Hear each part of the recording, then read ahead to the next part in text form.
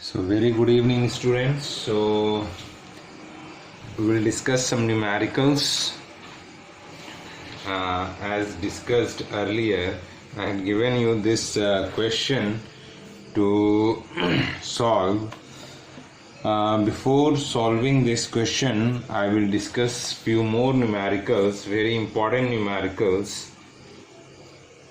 which are already asked in the previous examinations of CBSE.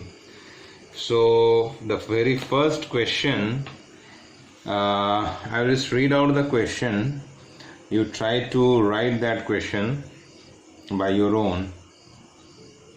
So the question says, there is a figure given where three capacitance C1, C2 and C3 are connected in series, and the value is also given. C1 is 20 microfarad, C2 is 30 microfarad and C3 is 15 microfarad.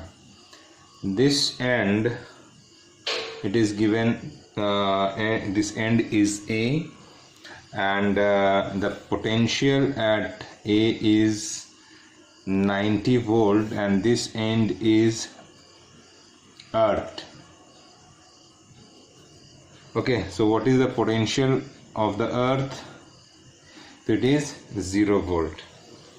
Now it is asked that what is the energy stored in the capacitor C2. So what is asked? Energy stored in capacitor C2. तो बस इसको निकालेंगे और answer हमारा ready हो जाएगा. तो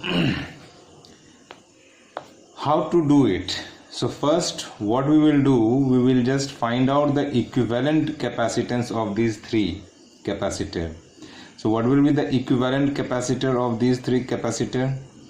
So these three capacitor are in series, so we can simply say 1 by C is equal to 1 by C1 plus 1 by C2 plus 1 by C3. So it will be 1 by, मैं अभी microfarad नहीं लिख रहा हूँ, ये बस आप समझ लेना, वो मैं लास्ट में लिख दूंगा. 1 by 20, 1 by 30, 1 by 15. So 1 by C is equals to, what will be the LCM? So 60, 20, 3 ja 60, 30, 2 ja 60 and 15, 4 ja 60. So 3 to 5 and 4 is 9 by 60. So 3 3 ja 9, 3 20, yeah. So C is equals to 20 by 3 microfarad. So the equivalent capacitance came out to be 20 by 3 microfarad. Now what will be the net charge in the network? Net charge Q. Q is equals to C into V. Now C is your C equivalent, that is your 20 by 3 into 10 to the power minus 6. And what is the potential difference? The potential difference VA minus 0, the potential difference is 90. So we can simply cancel out, so we will get 30. So Q will be equal to 2 3 just 6 into 10 to the power minus 4 coulomb. 6 into 10 to the power minus 4 coulomb. Now this charge will be constant in all the capacitor because they all are connected in series. Therefore we can say the energy stored by C2, the energy stored by C2, U of C2 will be, what was the formula? So we know it is Q square by 2C. Q square by 2C. देखो यहाँ पे Q हम लोगों ने निकाल लिया है, C का वैल्यू हमको मालूम है, तो ये C2 हम लोग लेंगे. Energy is Q square by 2C ना. हम लोग 3-4 फॉर्मूला तो पढ़े ही हैं. हाफ CV स्क्वायर के लिए हमको यहाँ का पोटेंशियल निकालना होगा पहले, और हाफ Q इंटू वी में भी हमको यहाँ का पोटेंशियल निकालना पड़ेगा, बट यहाँ पे हमें को चार्ज मालूम है, इसका कैपेसिटेंस दिया हुआ है, तो we can make use of that and find the energy stored by the capacitor C2. तो what we will get Q square, तो we will get 6 into 10 to the power minus 4 whole square by 2, and C2 is 30 into 10 to the power minus 6. So we just solve it and get the answer. So you will get 36 into 10 to the power minus 8 by 2 3 just 6 into 10 to the power, see 2 3 just 6 and 10 to the power minus 5. So 6 6 is 36. So we are getting 6 into, this will go up to minus 8 plus 5, it will be minus 3. So 6 into 10 to the power minus 3 joule. So this is the energy stored by C2. This was 3 marks question asked in any year of CBSE. Now one more question is there. This question says, again there is a figure given. The figure is something like this. C1, it is given 6 microfarad, and C2 is also, means all the capacitors are equivalent, identical, and then there is one more capacitor over here, and it is C3. Let me see here. All the capacitor are identical, and 24 volt battery is not 24, but it is 12 volt battery is been supplied from here. Now what has been asked over here? The first is equivalent, C equivalent of this combination. Second is charge on each capacitor, charge on capacitors, and the third part is energy stored in network, energy is stored in network.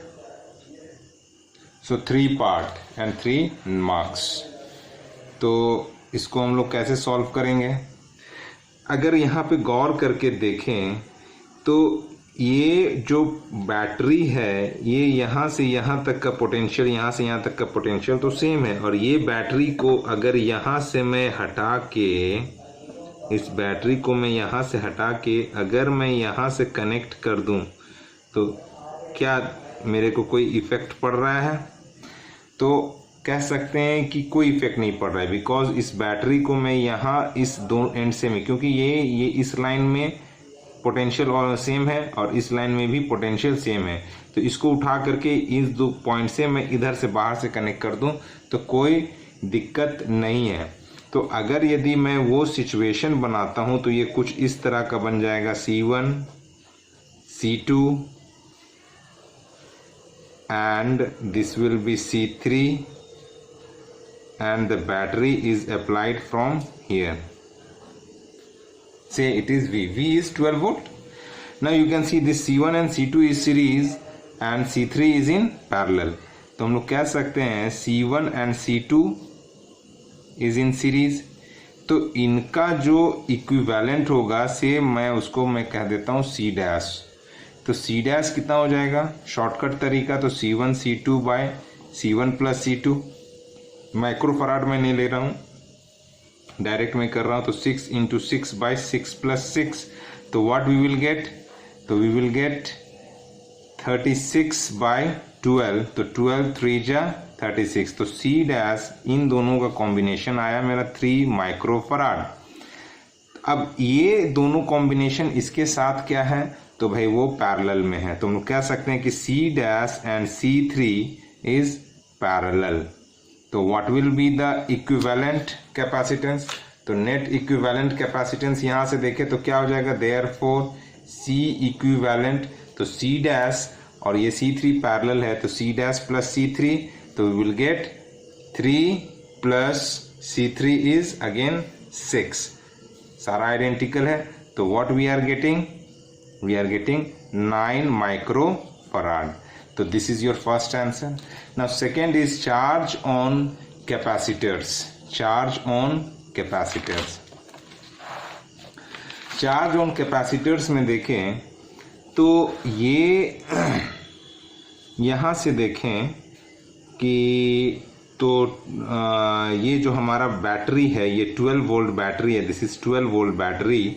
अभी ये C3 के साथ C3 को कितना दे रहा है, तो C3 को कंप्लीट 12 वोल्ट मिल रहा है और इन दोनों के कॉम्बिनेशन को भी 12 वोल्ट मिल रहा है. तो charge through C3, charge on C3, तो इस पे जो वोल्टेज है वह 12 वोल्ट है, क्योंकि ये अकेला इसके साथ कनेक्टेड और ये दोनों मिला करके इसके साथ कनेक्टेड है, तो इस पे भी 12 है और इन दोनों के कॉम्बिनेशन पे 12 है. तो V is 12 volt, therefore Q will be equal to C into V. Now C is C3, तो C3 is 6 into 10 to the power minus 6 microfarad and the voltage supply is 12 volt. So what we are getting? We are getting 12 6 ja 48 into 10 to the power minus 6 coulomb. Now charge on C1 and C2. अब ये दोनों तो series है, तो दोनों पे charges क्या आएंगे, सेम आएंगे, है ना. तो charge on C1 and C2. तो charge on C1 and C2 के लिए हम लोग क्या करेंगे, इसके लिए हम लोग को या तो इन लोगों का इंडिविजुअल पोटेंशियल ऐसे भी हम लोग निकाल सकते हैं. ये 12 आया, ये दोनों आइडेंटिकल है, तो 6 वोल्ट इसके पास और 6 वोल्ट इसके पास, ऐसे भी ले सकते हैं. या तो हम लोग कह सकते हैं कि what is the total charge. ये इसको मैं मान लेता हूँ Q डैश. तो मैं कह लेता हूँ कि टोटल चार्ज इन नेटवर्क, तो टोटल चार्ज इन नेटवर्क किसे Q is equal to CV. C is your equivalent, तो this is your C equivalent. तो C इक्विवेलेंट जो आया है वो हमारा 9 माइक्रोफराड है, तो 9 into 10 to the power minus 6 and V is 12 volt. V is 12 volt. तो what is the total charge, तो टोटल चार्ज यहाँ पे मैं मान लिया, तो 12 into 9 is 108 into 10 to the power minus 6 coulomb. This is your total charge. Total charge यहाँ से निकला Q, सॉरी इधर से उल्टा में बना दिया. टोटल चार्ज निकला इधर Q, इधर गया Q डैश, तो इधर कितना चार्ज गया, से इधर को मैं मान लेता हूँ Q डबल डैश. तो Q double dash is passing through C1 and Q double dash is also passing through C2. तो Q डबल डैश कितना है, जब चार्ज कंजर्व्ड है तो Q इधर गया, Q1 इधर गया, तो Q double dash is Q minus Q1. Q minus Q1, Q double dash is Q minus Q1. ये चार्ज ऑन C3 को मैं माना Q डैश और charge on C1 C2 is Q double dash. तो Q double dash is Q minus Q1. तो इसको मैं कैसे कर सकता हूँ, कितना हो सकता है, तो 108 into 10 to the power minus 6 minus Q1 is 48 into 10 to the power minus 6 coulomb. तो ये कितना आ गया, 60 into 10 to the power minus 6 coulomb. तो इसके थ्रू जो चार्ज आ रहा है, इस पे जो चार्ज है या इस पे जो चार्ज है वह है मेरा 60 into 10 to the power minus 6 coulomb. इसको अलग तरीके से भी मैं करना चाहूँ तो मैं ऐसे कह सकता हूँ कि ये इसके पास 12 वोल्ट आया, चूंकि ये आइडेंटिकल है इसलिए मैं कह रहा हूँ कर सकता हूँ, नहीं तो मेरे को इंडिविजुअल दोनों का अलग अलग यही मेथड से मेरे को बनाना पड़ेगा. चूंकि वो आइडेंटिकल कैपेसिटेंस है इसलिए ये मेथड वहाँ पे इजीली फॉलो हो जाएगा, नहीं तो हम लोगों को यही मेथड को फॉलो करना पड़ेगा, है ना. पहले नेट चार्ज निकाल करके ये वाला चार्ज माइनस करना पड़ेगा. तो आइडेंटिकल है तो ये 12 लिया, तो इन दोनों के पास 12 आया, इन दोनों के पास 12 आया, तो ये दोनों आइडेंटिकल है, तो इसके पास भी 6 वोल्ट और इसके पास भी 6 वोल्ट. तो Q ऑन C1, तो ये हो जाएगा, इसके पास V आया हमारा, उसके लिए 6 वोल्ट हो जाएगा, तो यहाँ पे Q हो जाएगा C1 इंटू V, तो C1 is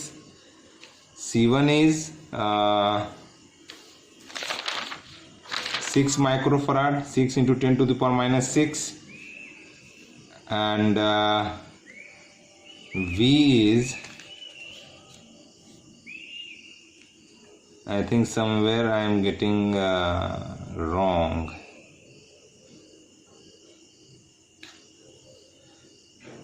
Six volt. Somewhere I am getting wrong. Let me see. Here I am getting 60. Let me check. कहाँ पे मिस्टेक कर दिया भाई मैंने? C इक्विवेलेंट 9 माइक्रोफराइड एंड 12 9 जा, इसी ईयर यहाँ पे हमने मिस्टेक किया है।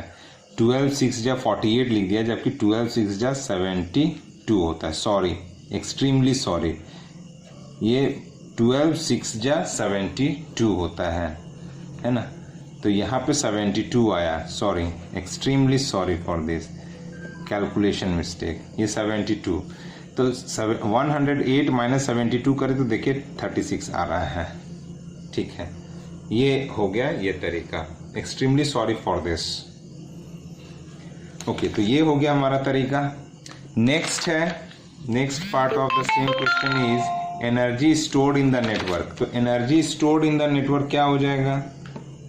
Third, energy stored in the network, तो U is equals to half CV square भी कर सकते हैं, हाफ CV स्क्वायर, तो C इज C इक्विवेलेंट, तो हाफ C इक्विवेलेंट हमारा आया है 9 into 10 to the power minus 6 and V square means 12 whole square. तो what we are going to gate?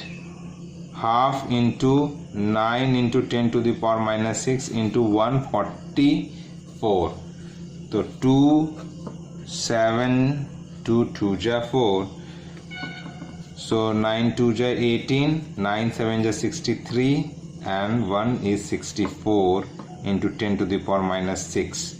This means 6.48 into 10 to the power minus 4 joule. So this is your answer. Now coming back to this question, तो ये question HCV का question number, I am forgetting, ये HCV का question number 57 है, capacitor chapter का। ये एक square plate है, ये आप जान लो पहले ताकि कंफ्यूजन ना रहे। मीन्स ये A है तो ये साइड भी A है, ठीक है ना, और मैंने इसको यहाँ से कनेक्शन दिया हुआ है, ठीक है। और क्या क्या यहाँ पे दिया हुआ है कि इन दोनों प्लेट्स के बीच का जो डिस्टेंस है वह D है, इधर का K1 है, इधर का K2 है। ओके, सो हम लोग ऐसा करते हैं कि यहाँ पे हम एक x डिस्टेंस पे, यहाँ से x डिस्टेंस पे एक dx एलिमेंट्री सेगमेंट का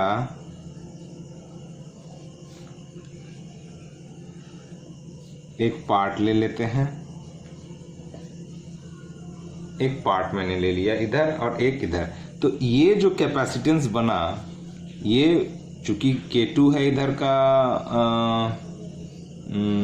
डाइलेक्ट्रिक का स्ट्रेंथ, तो इसको मैं मान लेता हूँ, अच्छा ठीक है, चलिए कोई बात नहीं, इसको मैं मान लिया DC1 और इसको मैं मान लिया DC2। This is DC1 and this is DC2। Now अब ये दोनों अगर देखा जाए तो ये एक के बगल में दूसरा, एक के बगल में दूसरा, एक के बगल में दूसरा, कौन सा है कंडीशन भाई? एक के बगल में दूसरा, ये दोनों क्या आता है? सीरीज आता है। तो ये एक कैपेसिटेंस DC2 और दूसरा capacitance DC1।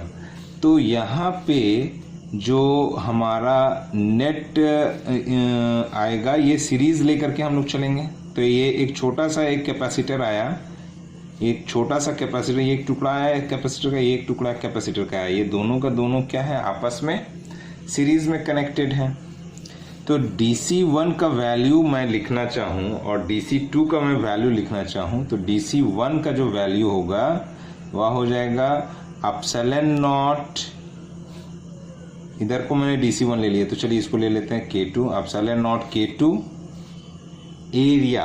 Area will be now see here, जैसे ये हो गया, इधर से मैं देख लेता हूँ एरिया क्या हो जाएगा, ये dx है, ये लेंथ dx है, और ब्रेड्थ क्या हो जाएगा, ये देखिए जैसे ये dx है तो ब्रेड्थ ये है a into dx, this will be the area, है ना। ऐसे ही एरिया नीचे भी ले रहा होगा, ठीक है ना। तो एरिया क्या आ गया, एप्सिलॉन नॉट K2a, तो a dx, area dx, a dx by epsilon naught a by d ना, c is epsilon naught k a by d, ये फॉर्मूला होता है parallel plate. a dx by d, d means एक ये वाला point एक ये पॉइंट, ये दोनों के बीच का डिफरेंस डिस्टेंस। तो ये कितने के बराबर होगा, तो यहाँ से मैं मान लेता हूँ कि ये जैसे ये एक ट्रायंगल हो गया, ये पूरा एक ट्रायंगल हो गया, तो ये ट्रायंगल और ये ट्रायंगल दोनों सिमिलर है आपस में, ये ट्रायंगल और ये ट्रायंगल सिमिलर है, तो मैं मान लेता हूँ इसको y, इसको मैं y मान लिया, तो मैं लिख सकता हूँ कि x बाय ये complete distance a is equals to y by ये डिस्टेंस d। तो ये जो डिस्टेंस है, ये वाला डिस्टेंस है, देखिए यहाँ पे दिखा दे रहा हूँ y और ये x, ये थोड़ा कंसेप्चुअल है, इसको समझने की कोशिश करेंगे।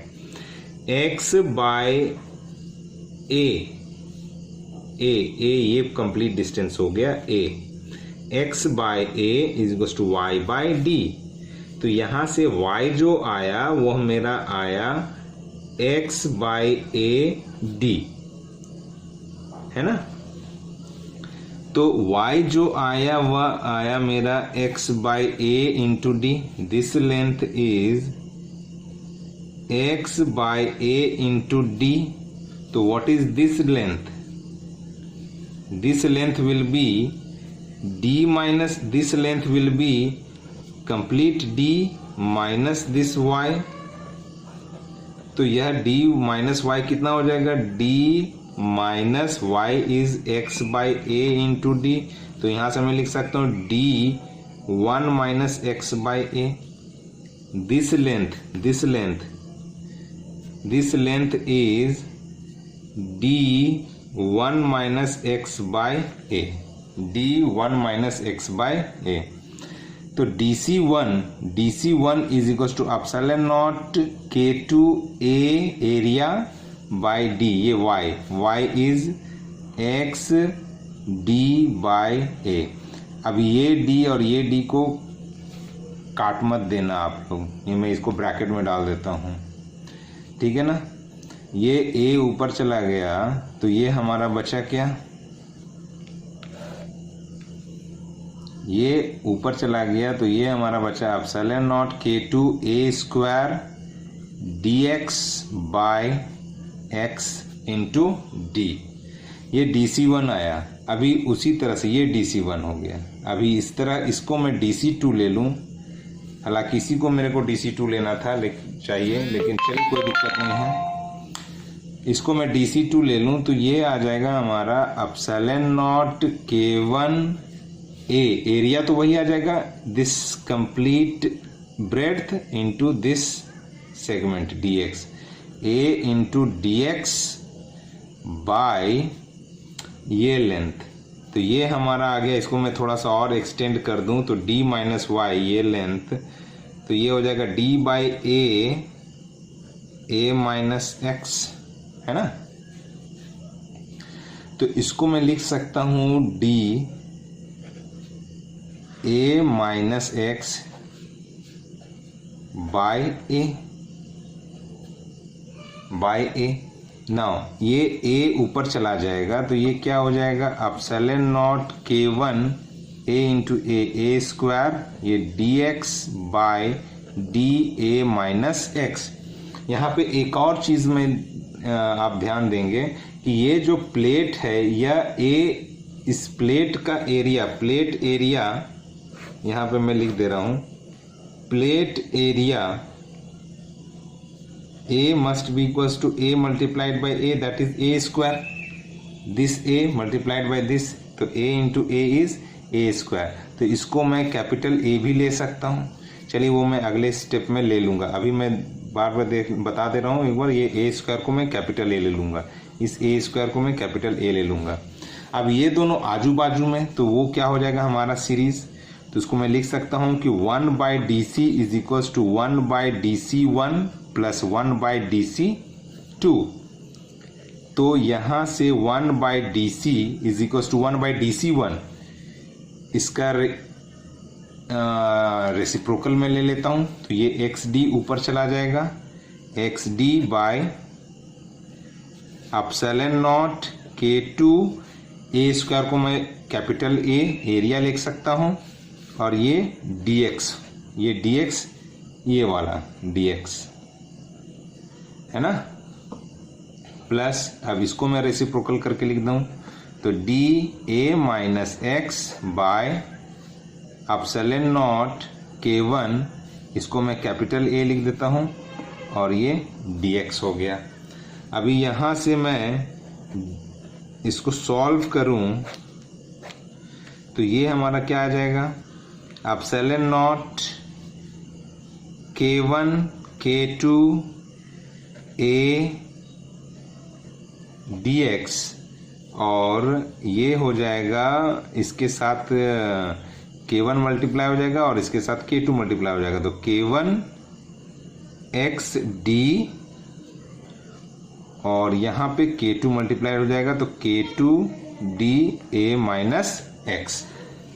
तो अब इसको मैं आगे प्रोसीड करूँ तो ये हमारा क्या आ जाएगा, DC is equals to epsilon naught K1 K2 A dx by K1, हाँ यहाँ से मैं थोड़ा सा ये कर रहा हूँ, ये देखिए इसको, ये K1 XD और K2 XD, ये देखिए, तो ये XD और यहाँ से XD मैं कॉमन ले लूँ तो अंदर में बचेगा मेरा क्या, K1 माइनस K2।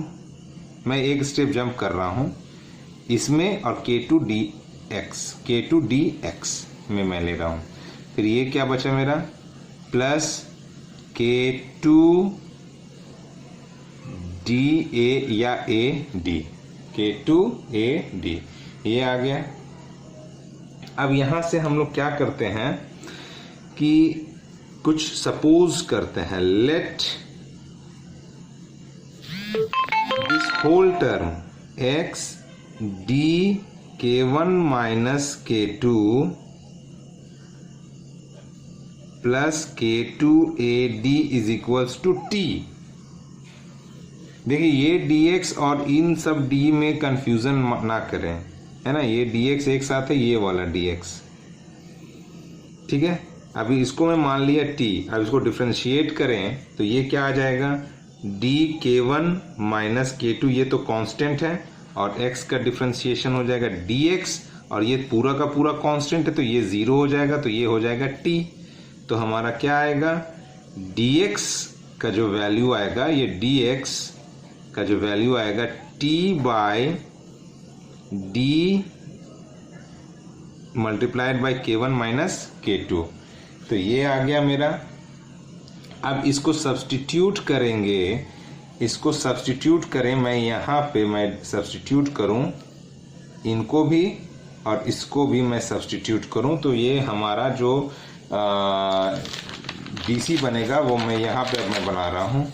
ये जो मेरा DC बन जाएगा वो हो जाएगा DC is equals to epsilon naught K1 K2 A epsilon naught K1 K2 A और dx के जगह में मैं लिख सकता हूं T by D K1 minus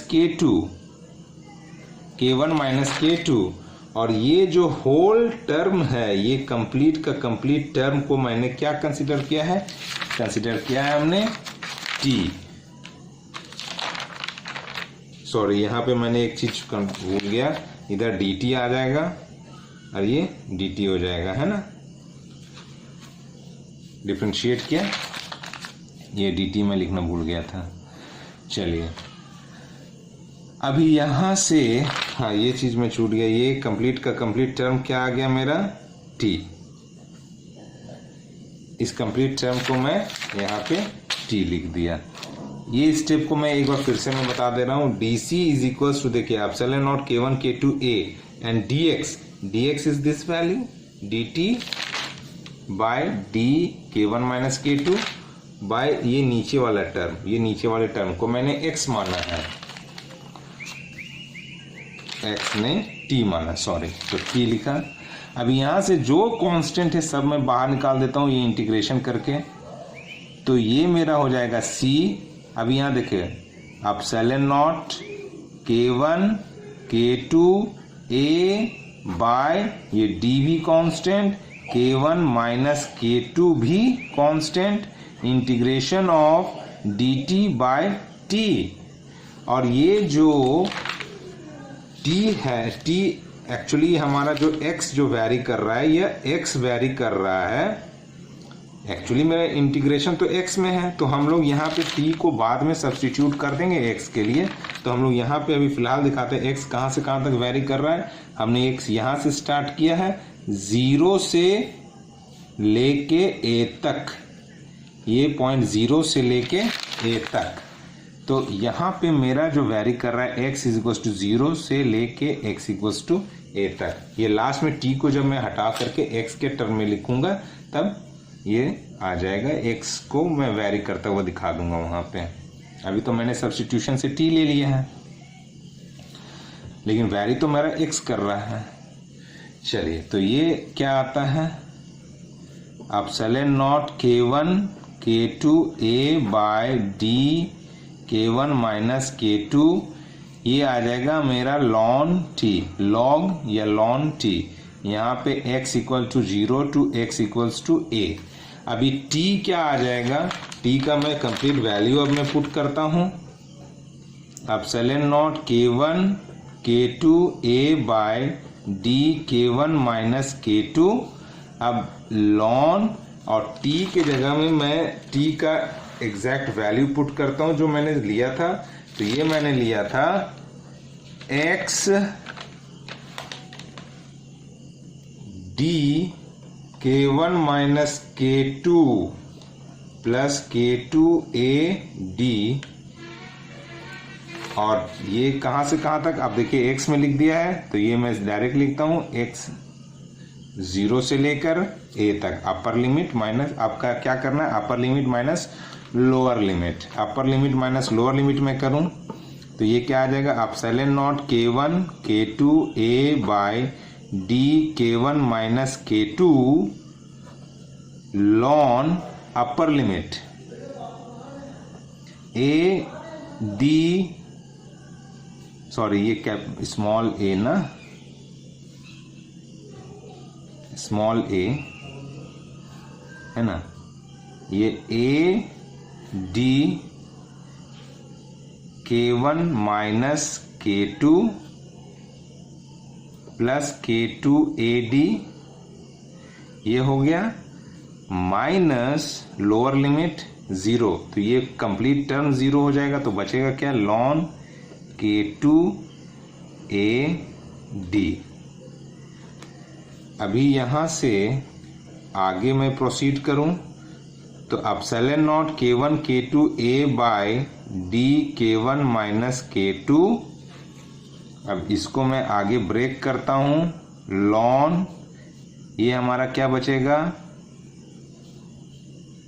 A D K1 minus A D K2 plus K2AD complete bracket ln K2AD। अब यहां से देखें AD minus AD K2 plus AD K2, ये आपस में कट गया, तो मेरा क्या बचा, C is equal to epsilon naught K1 K2A by D K1 minus K2। अभी यहां से मैं कह सकता हूं ln AD K1 minus ln K2AD। अभी log का ये फंक्शन होता है कि log A minus B log B हो, तो इसको मैं लिख सकता हूँ log A बाई B, ये हमारा एक फंक्शन फॉर्मूला होता है, तो इसको मैं लिख सकता हूँ epsilon naught K1 K2 A by D K1 minus K2 ln AD K1 by AD K2। ये AD कट गया, तो हमारा क्या बचा, epsilon naught K1 K2 A by D K1 minus K2 ln K1 by K2। So this is your answer. We'll discuss few more numericals in the next video. Thank you.